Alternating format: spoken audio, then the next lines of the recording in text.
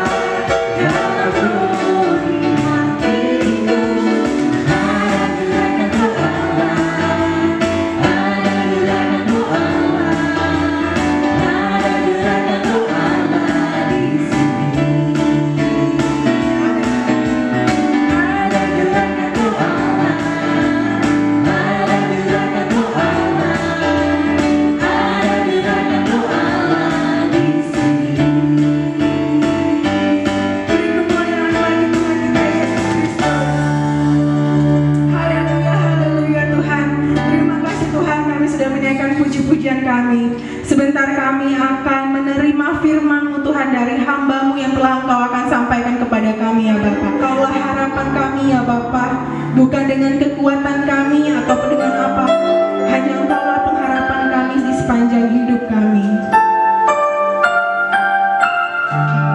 Kami hanya memandang Engkau ya Bapa.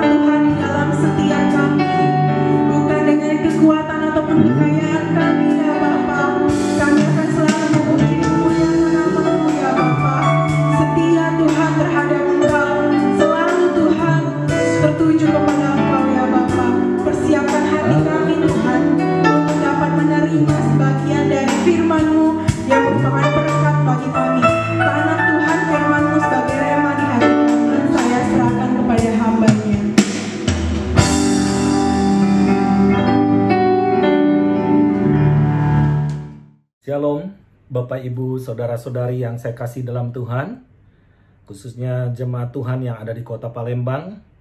Saya bersyukur saya bisa menyampaikan firman Tuhan dalam situasi peraturan PSBB sehingga kita semua harus stay at home.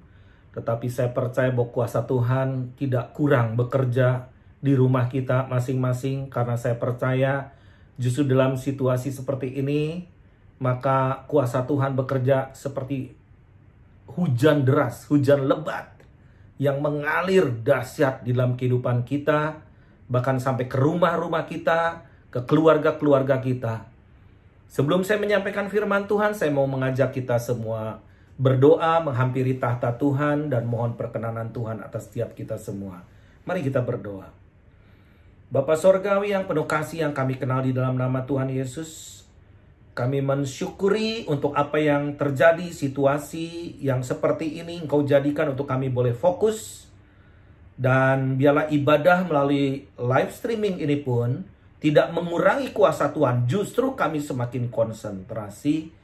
Kami boleh mendengar firman Tuhan diberitakan, dan kami juga boleh merasakan kuasa Tuhan. Dan kami boleh terjamah oleh kuasa sorgawi. Ada kesembuhan, ada kesehatan, ada ketenangan, ada shalom, ada damai sejahtera di dalam kehidupan kami. Berkati hamba-Mu yang akan menyampaikan kebenaran firman Tuhan, dan berkati kami semua, karena firman Tuhan yang keluar dari mulut Allah sendiri tidak pernah kembali dengan sia-sia. Urapan baru turun atas hamba-Mu dan atas kami semua. Di dalam nama Yesus kami berdoa. Amin. Puji Tuhan, kita ada dalam satu era yang aneh. Ya, bahkan seluruh dunia mencanangkan bahwa kita akan masuk dalam satu musim yang disebut the new normal. Apa itu new normal? Normal yang baru. Jadi kita harus menyesuaikan keadaan. Bayangkan hanya sebulan 2 bulan ini, maka perilaku kita berubah, gaya hidup kita berubah, cara kita berubah di dalam kehidupan kita sehari-hari. Nah, tetapi pada hari-hari ini kita melihat bahwa kita di dalam satu masa yang disebut masa di pertengahan daripada Paskah menuju pencurahan Roh Kudus. Nah, saya mau berbicara secara khusus bagaimana Roh Kudus bekerja secara dahsyat di tengah-tengah umat Tuhan. Dan ini seperti hujan awal dan hujan akhir. Dan ini bukan perkara-perkara yang biasa-biasa dalam Paskah tahun ini. Bahkan juga hari pencurahan Roh Kudus yang tidak biasa-biasa seperti ini. Saya yakin dan percaya bahwa kita akan mengalami satu pencurahan kuasa daripada Roh Kudus secara dahsyat luar biasa yang enggak biasa-biasa. Nah, mari kita buka di dalam firman Tuhan di dalam Yohanes 14 ayat 15 sampai 17. Firman Tuhan berkata demikian, "Jikalau kamu mengasihi aku, kamu akan menuruti segala perintahku." Senang gak senang, suka gak suka, siap gak siap, kita harus menuruti segala perintah Tuhan. Aku akan minta kepada Bapa, dan Ia akan memberikan kepadamu seorang penolong yang lain. Seorang, ya, jadi pribadi, supaya Ia menyertai kamu selama-lamanya. Yaitu apa? Roh kebenaran. Dunia tidak dapat menerima Dia, sebab dunia tidak melihat Dia dan tidak mengenal Dia. Tetapi kamu mengenal Dia, sebab Ia menyertai kamu dan akan diam di dalam kamu, di dalam diri saya, di dalam diri saudara. Ini satu janji yang gak biasa-biasa. Tidak ada seorang nabi, seorang rasul, atau yang disebut Tuhan pun yang bisa memberikan janji seperti ini. Karena kita seringkali kita mengaku orang beragama, kita punya Tuhan, dan yang Tuhan yang kita sembah itu jauh sekali, tidak dekat. Tetapi Tuhan kita dikatakan akan tinggal di dalam kita. Allah kita disebut Tritunggal, Allah Bapa, Anak, dan Roh Kudus, satu kesatuan, 3 in 1. Nah, apa ini yang disebut roh penghibur ini? Dari bahasa aslinya, parakletos, itu artinya helper. Helper. penolong. Jadi sebetulnya kita nih manusia yang lemah. Ditakut-takutin sedikit aja udah takut. Diberikan berita yang menakutkan, cemas. Bahkan selalu dipikirkan kita jadi frustasi. Malah kita bisa depresi. Bahkan tidak sedikit juga orang yang bunuh diri. Bahkan dalam baru-baru ini ada seorang pendeta yang usianya masih muda juga di Amerika. Dia bunuh diri berusia 49 tahun. Saya baca beritanya kenapa dia bisa bunuh diri. Padahal jemaatnya begitu banyak, secara materi tidak berkekurangan. Karena dia depresi. Melihat situasi yang seolah-olah tidak ada harapan. Bapak Ibu sekalian, kita harus bisa mengerti apa sebetulnya yang maksud Tuhan daripada helper ini. Banyak gereja atau umat Tuhan yang dia menganggap dirinya hanya di bawah satu naungan organisasi. Organisasi cannot help. Saat ini nobody can help. Termasuk pemimpin-pemimpin negara juga membuat kebijakan-kebijakan di seluruh dunia ini banyak yang salah. Dia berpidato, dia memutuskan sesuatu, ternyata salah. Akibatnya fatal. Nobody can help. Sekarang pertanyaannya kita sebagai orang-orang Kristen. Apakah kita punya helper, seorang penolong itu? Anytime. Any kind. Setiap waktu dan apapun masalahnya. Anywhere. Dimanapun kita berada. Bapak Ibu sekalian, saya sebagai penyampai daripada firman Tuhan. Bukan berarti saya lolos dari semua situasi. Krisis yang menekan, ketakutan, kecemasan, problem, penghasilan, masa depan. Pernah saya 2 bulan yang lalu ketika masa pandemik COVID-19 ini mulai menjalar ke seluruh dunia. Bahkan di Indonesia mulai diumumkan bahwa ini masa darurat dan bencana non-alam, bencana nasional. Saya pikir ya kita semua mengalami. Tetapi ketika saya mendapat berita teman saya lagi, sahabat saya lagi, orang dekat saya lagi, bahkan orang yang saya kasihi juga teman-teman saya meninggal. Wow, di situ mulai mental saya sedikit menurun. Saya tidur seperti ditakuti oleh satu bayang-bayang. Saya baru bertemu mereka berapa waktu yang lalu, sekarang gak ada. Saya mulai membayangi memori-memori percakapan kita, obrolan kita, pertemuan kita yang begitu manis. Now gone. Gak 1, 2. Tapi ada satu hal lagi yang datang kepada pikiran saya. Kalau mereka bisa mengalami seperti ini, bagaimana dengan saya? Apakah saya nomor antrian kesekian? Dibayangi ketakutan. Kalau pagi hari saya bangun tidur, saya melihat berita WhatsApp, jantung saya mulai berdebar-debar. Siapa lagi? Dan siapa lagi? Ada juga. Dan itu membuat saya, Tuhan, kenapa hal seperti ini terjadi? Kenapa peristiwa seperti ini Tuhan biarkan terjadi? Supaya kita mengamati, melihat, menilai, memutuskan, dan menentukan hidup kita. Bapak Ibu sekalian, Waktu itu kita seperti manusia-manusia yang lemah. Banyak teman-teman saya juga counseling kepada saya pikir orang itu kuat banget. Jemaatnya banyak banget. Ternyata begitu counseling, waduh, saya stres. Saya mulai pikiran saya kacau. Kita kembali kepada firman Tuhan. Bahwa sebetulnya kita ini rapuh. Dan manusia ini seperti rumput saja hidupnya. Sebentar akan kering. Dan kita diperhadapkan dengan satu situasi, hidup atau mati. Dan matinya bagaimana?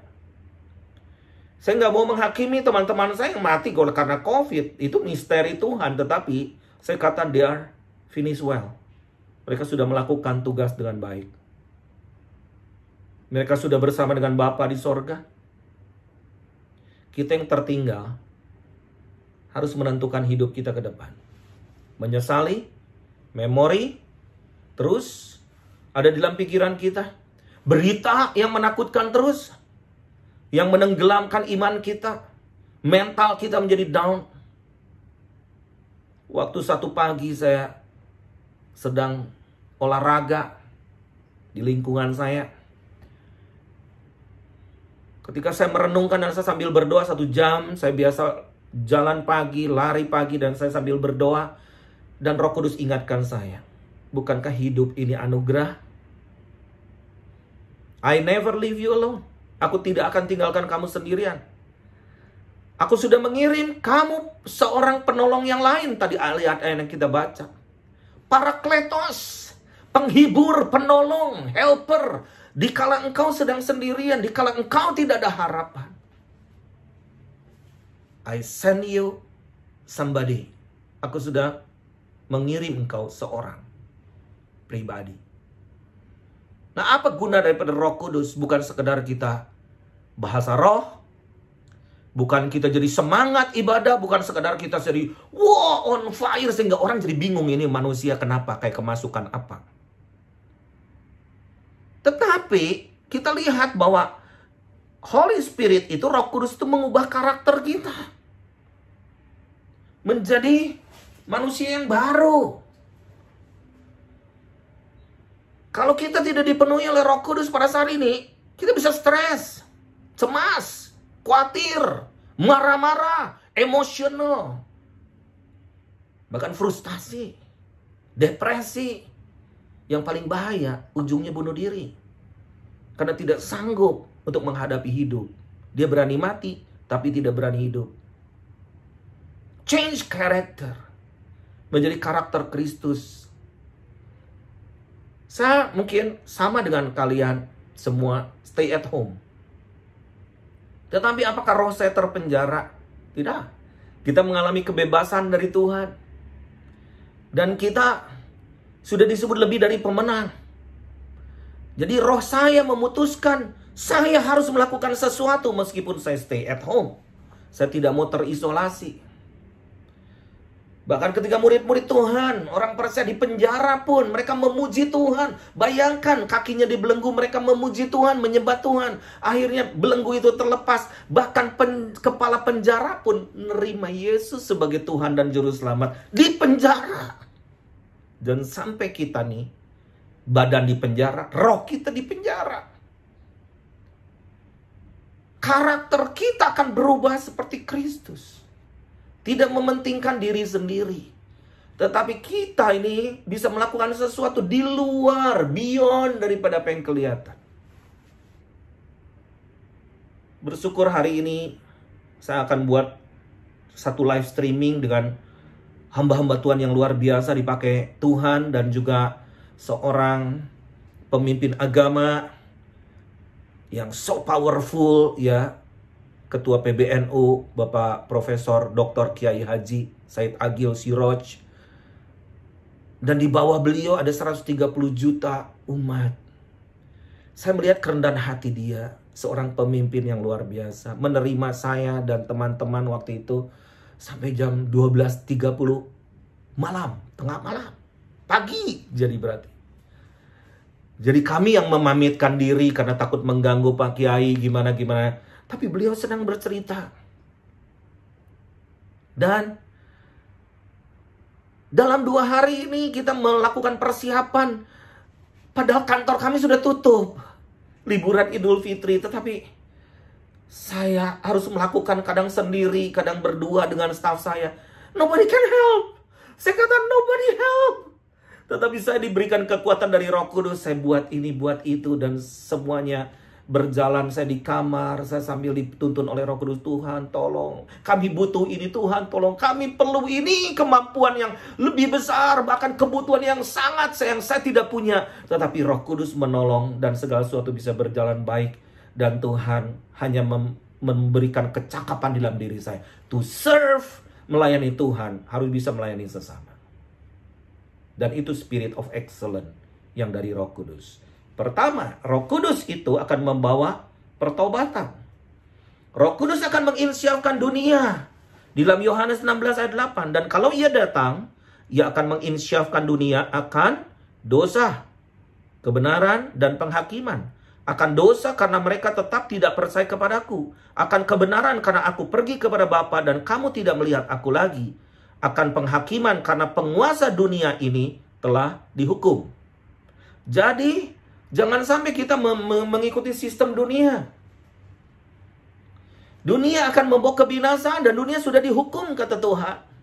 Dan Yesus berkata, kamu bukan berasal dari dunia, sama seperti aku bukan berasal dari dunia. So, jadi what can we do? Hanya satu yang membuat koneksi kita di bumi kepada surga. Holy Spirit is a bridge, jembatan. Untuk membangun jembatan komunikasi ke surga. Dan saya bisa menekan hidup saya. Ketika saya perlu sesuatu, saya harus berikan kepada yang lain. Ketika saya harus berjalan di dalam suatu ketakutan, tetapi terang itu ada menyertai saya. Dan ini Holy Spirit bukan untuk saya saja, untuk Anda semua. Dan Roh Kudus berfungsi, dia katakan dia akan menginsyafkan dunia akan dosa. Mungkin kita berkata, hei kalian yang bukan Kristen berdosa. Salah, mungkin kita juga berdosa. Kenapa? Kita kadang, sometimes kita ego, mementingkan diri sendiri, kesulitan sendiri. Padahal kita, we have to carry the cross. Kita harus memikul salib setiap hari, maka kita layak disebut murid. Kita akan diinsyafkan akan kebenaran. Kita pergi ke gereja, bahkan live streaming. Bisa satu hari minggu 5 gereja kita tonton. Tetapi apakah kita diinsyafkan, disadarkan? Are we walking? Apakah kita berjalan dalam kebenaran itu sendiri? Dan penghakiman, ketika kita berdiam di dalam kegelapan, hidup di dalam dosa. Apakah kita sudah diinsyafkan bahwa kita sedang berjalan menuju maut? Biarlah hari ini kita mau datang kepada Tuhan dan berkata, Holy Spirit touch me. Roh Kudus jamah aku dan sadarkan aku. Kalau aku berjalan di dalam kegelapan, aku berjalan di dalam dosa, aku berjalan di dalam penghakiman Tuhan, Tuhan ampuni aku. I will return. Aku akan kembali kepadamu Tuhan. Nah, hidup kita berguna. Banyak orang di sekeliling kita sedang menanti kita. Bersahabat dengan banyak orang. Yang kedua, Roh Kudus memberikan power and authority. Di dalam Lukas 10 ayat 19, firman Tuhan berkata begini, sesungguhnya aku telah memberikan kuasa, power, atau exousia bahasa aslinya, kepada kamu untuk menginjak ular, dan kalajengking, dan kuasa, untuk menahan kekuatan musuh, sehingga tidak ada yang akan membahayakan kamu. Wow. Ada 2 power di sini. Di dalam bahasa Inggrisnya, behold, I give unto you power. Exousia. Wow. Untuk menginjak ular dan kalajengking. Dan kuasa. And overall the power dunamis. Untuk menahan kekuatan musuh. And nothing shall by any means hurt you. Tidak akan ada yang melukai kamu. Tidak akan ada yang membahayakan kamu. Tidak akan ada yang menjamah kamu. Wow. So luar biasa. Ini satu janji yang luar biasa. This is a gift. Gak bisa dibeli. Ini anugerah. Jadi orang dipenuhi Roh Kudus, gak hidupnya ketakutan melulu, men. Takut ini, takut itu. Kita harus menjaga hidup kita juga dari pandemi COVID saat ini, penyakit virus COVID. Kita harus hikmat, jangan menantang. Saya kemana-mana pakai masker, saya cuci tangan. Saya cuci tangan mungkin nggak pernah sesering ini dalam seumur hidup saya. Mungkin sehari 15 kali, 20 kali. Karena saya begitu sensitif. Keluar sedikit saya cuci tangan. Apalagi saya masih belusukan nih. Ke kampung-kampung, membagi sembako, makanan, nasi bungkus, dan sebagainya. Saya menjaga diri saya. Social distancing. Jaga jarak. Jangan virus, COVID, lagi flu, pilek, emang kita mau deket sama orang flu? Gitu kan? Tetapi jangan sampai jadi paranoid. Paranoid karena kita ketakutan. Membuat kita jadi hopeless, tidak ada harapan.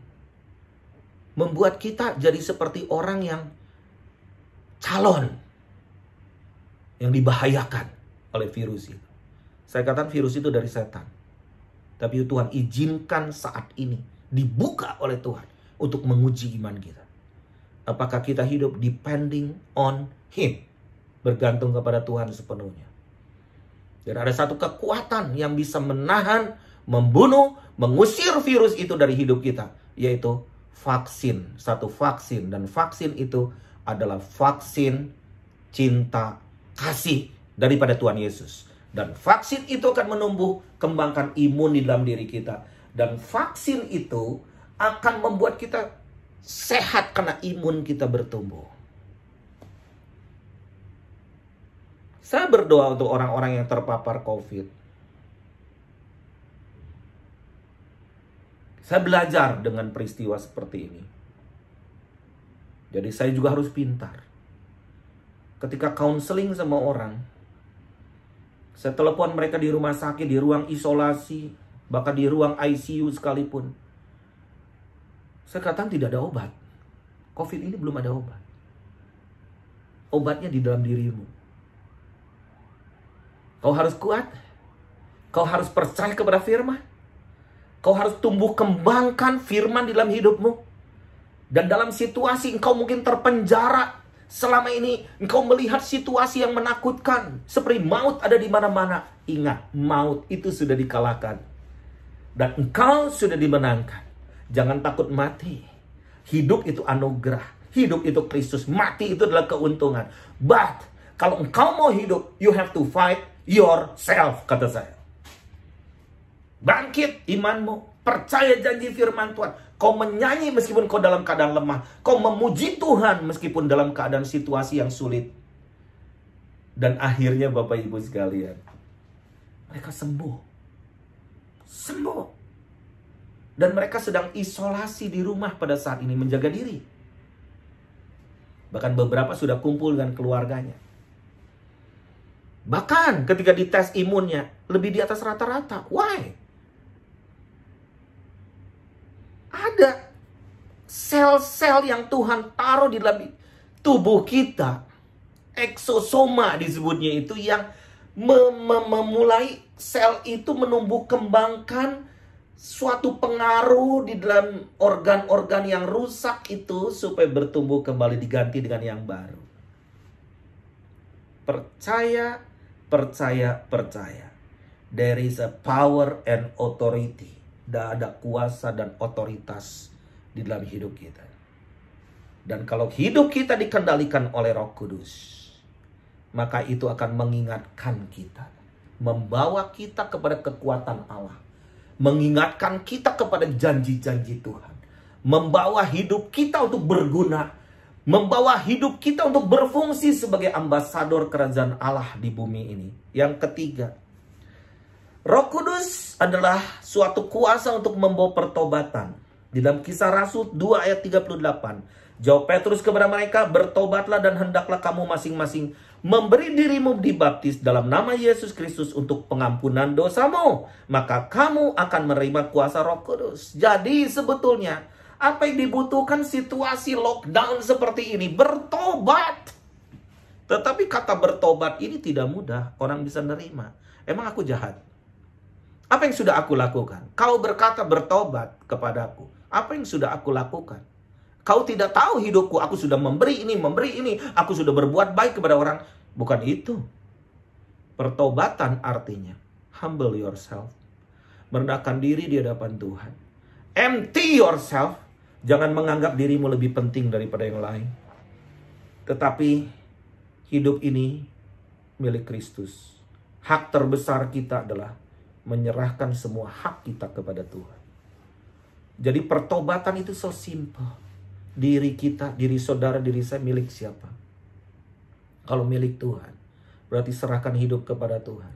Layani Tuhan, layani sesama, dan miliki DNA seperti Tuhan kita. Yaitu kasih. Kasih di atas segala-galanya. Kalau di dalam lockdown seperti ini kita mesti stay at home. Aturan PSBB. Mungkin kita ada di rumah. Tetapi di rumah apakah ada suasana sorgawi? Apakah di rumah ada shalom? Di rumah apakah ada sesuatu yang dapat kita rasakan buat Tuhan ada di tengah-tengah kita? Atau mungkin kita hanya ribut satu dan yang lain. Atau mungkin tidak ada waktu malah. Tambah sibuk ngekaruanan di rumah. Kita nggak ada waktu untuk baca firman Tuhan. Kita tidak ada waktu untuk fellowship. Dengar live streaming. Tetapi persekutuan kita dengan Tuhan enggak seperti dulu. Bahkan persekutuan dengan anggota keluarga kita mungkin dekat secara tubuh, lewat setiap kali. Tapi kita rasanya tidak ada keharmonisan. Mari bertobat saat ini. Saling melayani satu dan yang lain. Hidup ini melayani. Hidup ini adalah hamba. Hidup ini serahkan hidup kita. Hak hidup kita kepada orang lain. Kepada Tuhan. Nah, dengan kita bisa memandang orang lain lebih penting, berarti kita mampu untuk melayani orang lain. Yang keempat, terakhir, Roh Kudus itu adalah Roh Kudus adalah materai Allah. Efesus 4 ayat 30. Firman Tuhan berkata begini, dan janganlah kamu mendukakan Roh Kudus Allah yang telah memeteraikan kamu menjelang hari penyelamatan. Bapak Ibu sekalian, Lucifer pada saat ini ujung-ujungnya nih antikris. Dengan penyakit COVID atau apa, krisis ekonomi dengan skala global ini, maka Lucifer sedang memeteraikan legalitas kepada setiap umat manusia yang hidup ini untuk memeteraikan, baik di dahi, di tangan, atau pakai chips, atau mungkin nanti disuntikan, atau berupa tato dan sebagainya. It is coming soon. Itu akan segera terjadi, tidak bisa dielakkan. Dan seluruh dunia akan mengalami dikejar-kejar semua, khususnya juga sama anak-anak Tuhan, untuk dimeteraikan oleh iblis. Nah, waktu kita sangat singkat, Bapak Ibu sekalian. Jual beli semua dikendalikan. Transaksi semua dikendalikan. Ada posisi di hutan manapun bisa ketahuan. Kenapa? Kontrol. Makanya begitu pentingnya pengaruh daripada peranan daripada Roh Kudus pada saat ini di dalam hidup kita. Supaya ini akan jadi materai dalam hidup kita. Roh Kudus akan memberi kekuatan kepada kita untuk percaya kepada janji Tuhan. Meskipun situasi tidak memungkinkan, iman kita akan bertumbuh. Karena iman bukan ditentukan oleh apa yang kita lihat. Justru apa yang belum kita lihat, kita percaya bahwa kita sudah menerima. Nah, Bapak Ibu sekalian, penuhlah dengan Roh Kudus pada hari-hari ini. Karena dunia akan semakin hari semakin jahat. Tetapi biarlah anak-anak Tuhan akan terang bercahaya seperti matahari. Bersinar, menerangi bumi ini, dan kita percaya tidak ada jalan keluar lain di bawah kolong langit ini yang oleh namanya kita beroleh selamat. Dalam nama Tuhan Yesus. Dan kita percaya Roh Kudus menjadi penolong bagi setiap kita. Apapun background Anda, doktrin apapun Anda, backgroundnya apa, pendidikan Anda, they don't care. Tuhan bisa pakai seseorang yang mungkin background pelacur sekalipun, pemungut cukai, penjahat sekalipun, pembunuh sekalipun, by the Holy Spirit, oleh Roh Kudus, hidup kita berubah. Dan Paulus katakan, semuanya itu sampah. Kejayaan-kejayaan kita tuh sampah. Mari hari ini kita datang kepada Tuhan dengan rendah hati. Dan kita minta hari-hari ini bahwa Roh Kudus dicurahkan secara besar-besaran untuk memberi motivasi kekuatan yang baru dalam hidup kita. Amin. Mari kita berdoa. Bapa Sorgawi, yang penuh kasih, yang kami kenal dalam nama Tuhan Yesus, Kau sudah mengirimkan anak-Mu yang tunggal untuk tersalib bagi kami semua. Yang sudah mati di atas kayu salib, bangkit pada hari yang ketiga, sudah naik ke sorga. Dan pada hari yang ke-50 itu Tuhan mencurahkan Roh Kudus di loteng Yerusalem. Situasinya waktu itu pada ketakutan. Hari ini kami minta kuasa yang sama. Kuasa sorgawi turun atas setiap kami, anak-anak-Mu di rumah-rumah. Para suami, para istri, anak-anak, para orang tua. Siapapun mereka, penuhi kami. Yang mendengar khotbah live streaming ini, kami mohon hamba-Mu di dalam nama Yesus, jamah setiap mereka. Kalau ada yang lemah, Tuhan beri kekuatan. Kalau ada yang sakit, Tuhan berikan kesembuhan. Kalau ada mereka yang frustasi, depresi, Tuhan bangkitkan mereka. Ada seorang penolong pada saat ini. Roh Kudus dicurahkan atas setiap kami. Penuhi kami dengan Roh Kudus-Mu. We need you, Lord. We need you, Holy Spirit. Kami membutuhkan Engkau. Penuh dengan Roh Kudus. Di dalam nama Yesus. Di dalam nama Yesus. Amin. Amin. Amin. Amin. Tuhan memberkati. Shalom semuanya. Damai sejahtera menyertai kita semua. Haleluya. Bagi saudara kekasih dalam Kristus, kita akan mengakhiri ibadah kita. Sebelum kita akhiri ibadah kita, saya percaya setiap kita sudah diberkati oleh Tuhan, sudah diberkati lewat kebenaran firman Tuhan. Kita dengan hati kita angkat satu pujian, penyembahan kita kepada Tuhan. Peganglah tanganku, Roh Kudus.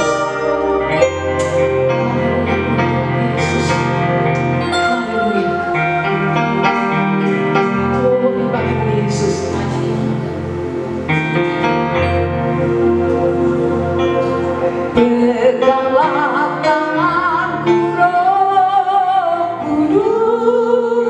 Kudus, setiap hari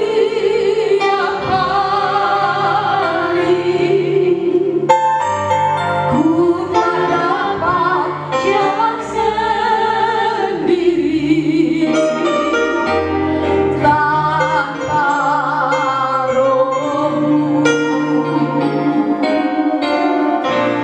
Bawalah diriku kepada segala kebenaran, agar ku tidak tersesat, mengikuti jalan. Peganglah tanganku, Roh Kudus. Peganglah tanganku, Roh Kudus, setiap kami butuh Roh Kudus setiap hari ya Tuhan. Ku tak dapat, tidak mampu mendapat pertolongan Roh Kudus. Kurangi setiap yang mengikuti ibadah pada saat ini ya Tuhan. Kami bertaruhkan semua ke dalam tangan-Mu yang ajaib. Bawalah diriku kepada segala kebenaran, agar ku tidak tersesat,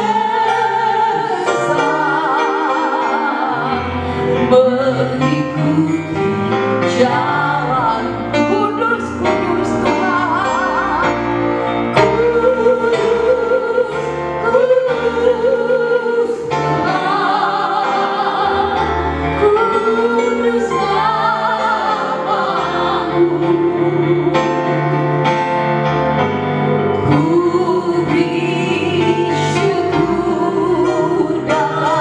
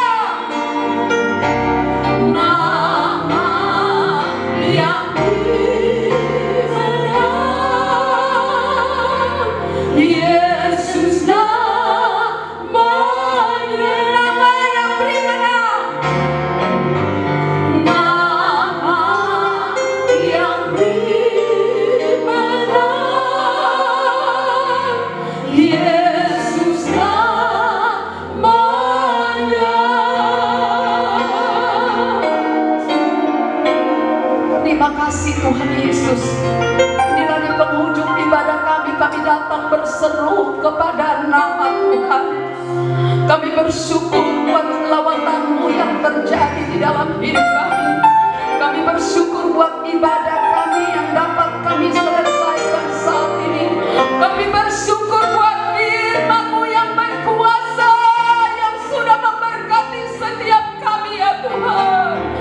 Terima kasih buat kebenaran firman-Mu yang boleh membangkitkan semangat kami ya Tuhan, untuk kami tetap berjuang di dalam kehidupan ini, karena ada jaminan kemenangan dalam kuasa Roh Kudus-Mu yang menjamin kemenangan di dalam hidup kami, dan kami mampu melalui segala sesuatunya ya Tuhan, dengan tanda-tanda ajaib yang dari Tuhan. Berkati hamba-Mu yang sudah memberkati kami lewat kebenaran firman-Mu. Pakai dia lebih heran, lebih luar biasa, urapi dia, lindungi, sembunyikan di belakang kayu salib-Mu. Keluarga ya Tuhan kami pertaruhkan ke dalam tangan-Mu yang ajaib. Biarlah perlindungan dari surga yang akan terus memegang keluarga ini dengan erat, sampai semua rencana-Mu digenapi di dalam kehidupan mereka. Terima kasih Tuhan Yesus, Tuhan yang ajaib. Kami berdoa buat bangsa dan negara kami. Kami pertaruhkan ke dalam tangan-Mu, mulai dari Sabang sampai Merauke. Kiranya Indonesia dari hati-Mu, dari rencana-Mu ya Tuhan. Tidak ada satu hal pun yang gagal untuk rencana-Mu untuk Indonesia. Dan kami percaya Indonesia akan menjadi berkat bagi bangsa-bangsa. Berkati Indonesia Tuhan, berkati Sumatera Selatan, kota Palembang secara khusus ya Bapa di dalam sorga. Buat pagi hari ini kami berdoa buat saudara sepupu kami yang sedang merayakan Idul Fitri ya Tuhan. Kami pertaruhkan ke dalam tangan-Mu di seluruh dunia, bahkan terutama khusus di Indonesia ya Tuhan. Mungkin hari ini suatu perayaan yang berbeda dari sebelumnya. Kiranya damai sejahtera Tuhan mengalir di setiap keluarga mereka ya Tuhan. Kami pertaruhkan ke dalam tangan-Mu. Mungkin hari-hari ini mereka sedang kesusahan, mungkin hari-hari ini mereka sedang butuh penghiburan-Mu karena kehilangan orang-orang yang mereka kasihi. Kiranya Engkau yang menjamah mereka, berkati mereka Tuhan. Berkati setiap umat-umat-Mu yang ada di seluruh dunia, bahkan di seluruh Indonesia. Kami pertaruhkan ke dalam tangan-Mu yang ajaib. Kami percaya hari ini ada karena kemurahan Tuhan. Terima kasih Bapa, secara khusus buat jemaat gereja-Mu. Kami pertaruhkan kepada-Mu, lawat mulai dari setiap anak yang paling kecil sampai setiap orang tua, pribadi lepas pribadi, keluarga lepas keluarga. Kami pertaruhkan ke dalam tangan Tuhan yang ajaib. Hanya tangan-Mu yang kami nantikan siang dan malam untuk menopang setiap hidup kami Bapa. Kami serahkan ke dalam tangan-Mu Yesus, ke dalam tangan Tuhan yang ajaib, kepada tangan Tuhan yang luar biasa, Raja semesta alam. Engkau Tuhan yang berkuasa di sorga dan di bumi. Kami percaya kepada-Mu, hidup dan masa depan kami ada di dalam tangan-Mu. Terima kasih Tuhan Yesus, Tuhan yang ajaib. Buat setiap yang mendengar ibadah kami, yang mengikuti ibadah kami, kami percaya semuanya diberkati oleh Tuhan. Lawatan Tuhan di rumah-rumah masing-masing, di setiap pribadi yang ikut beribadah. Tuhan memberkati pada siang hari ini. Kami mendapatkan kekuatan baru untuk siap menyongsong masa depan yang penuh harapan. Segala puji hormat bagi-Mu, segala kemuliaan bagi nama-Mu Yesus. Ini akhir ibadah kami. Terpujilah nama-Mu, dalam nama Tuhan Yesus Kristus kami akhiri ibadah kami. Saudara kekasih dalam Kristus, angkat tangan-Mu, terimalah anugerah dari Allah Bapa, kasih sayang dari Tuhan kita Yesus Kristus, serta persekutuan Allah Roh Kudus yang akan terus menyertai kita hari ini, besok, sampai Maranatha Yesus datang kedua kalinya. Sama-sama katakan amin. Puji Tuhan. Tuhan Yesus memberkati. Sampai ketemu ibadah selanjutnya. Shalom.